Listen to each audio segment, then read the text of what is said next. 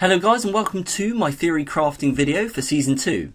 I haven't yet made any of these exceptions as I want to tell you my ideas and new goals that I want to set.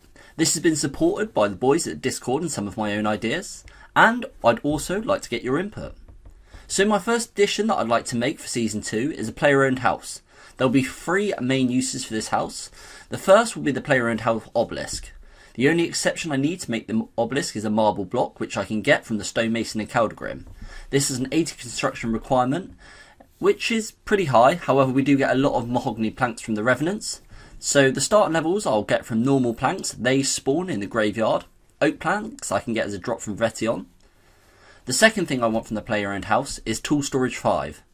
This is unlocked at 55 construction and will provide me the ability to get a spade. I'll then be able to do some hard clue juggling, which would make some really exciting content and really change it up a little bit. The third use we'll get onto shortly. Second exception I'd like to make is the Priest and Peril quest. Any quest that I do will be done in the PvP world with some decent risk. What this allows me to do is be assigned Bloodvelds, Necriels and Abbey Demons. With the updates to Slayer Cave, it seems fitting that I should be able to kill most of the things in there. These monsters unfortunately are Slayer only, otherwise I could have done it without the quest. The only monster I won't be able to kill in there is Dust Devils, as they're locks behind starting DT, and that's just a bit too much of a jump with me with all the pre-quests and things. I'll come on to what I can get from these Slayer monsters when I show off the new goal sheet. Finally, and the biggest exception, is being able to kill the King Black Dragon. I need an anti-dragon shield for this, so what I would do is the least rewarding but highest quest point quest. So I do Romeo and Juliet for 5, Goblin Diplomacy 5, Ernest the Chicken 4, Witch's House 4, Sheepherder 4, Prince Ali 3, Vampire Slayer 3.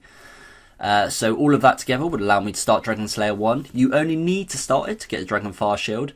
Does anybody know if at this point I could be assigned dragons or whether I've got to complete the quest? I'm not 100% on that.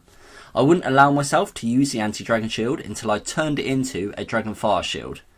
This would require getting the Visage drop, which is a 1 in 5k from the Wilderness Slayer Black Dragons, or a 1 in 10k drop from Lavas, both of which are multi-combat areas.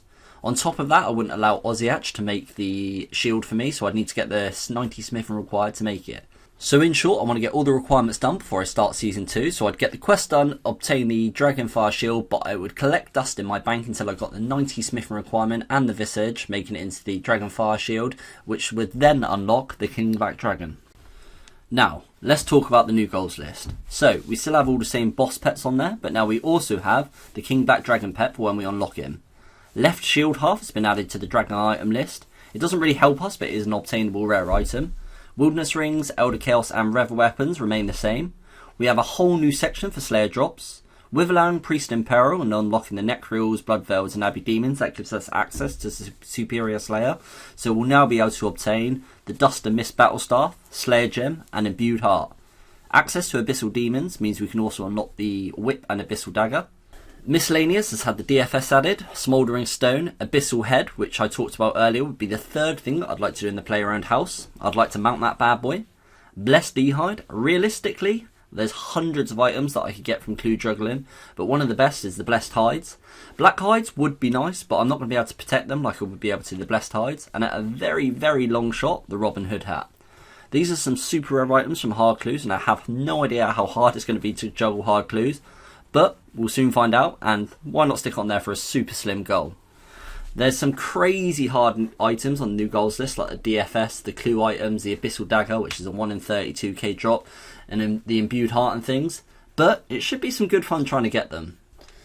And finally we have the skills, which we want to go for. Skilling within the wilderness is good fun as you don't get to do the traditional methods. So we want 80 construction, we've gone through how we can level that. 89 agility for the Rev Hard shortcut. 85 fishing, this would allow me to get the lobster pot to fish dark crabs. I'd unlock it once I've got 85. The only way I can level fishing is with a small fishing net, catching anchovies and shrimps. So yeah, that'll be pretty fun. I did do a little bit of testing out with it, and even at 70 plus fishing, it caps out at about 16k XP per hour. So I think it's fair allowing the lobster pot after enduring that. 90 cooking, I guess I'll see how much raw food I get from the Laren's Keys, but that's going to be a pretty tough one I think. 84 thieving for the rogue's chest, and finally 85 fletching for the magic longbow. The magic longbow is actually a really nice item to do the final hit on Callisto. So, all of that being said, I'd love to hear your guys' thoughts and ideas. I hope you're as excited for Season 2 as I am. If you haven't seen the Season 1 finale, please go back and check that out. And until next time, guys, and the debut of Season 2, thank you and goodbye.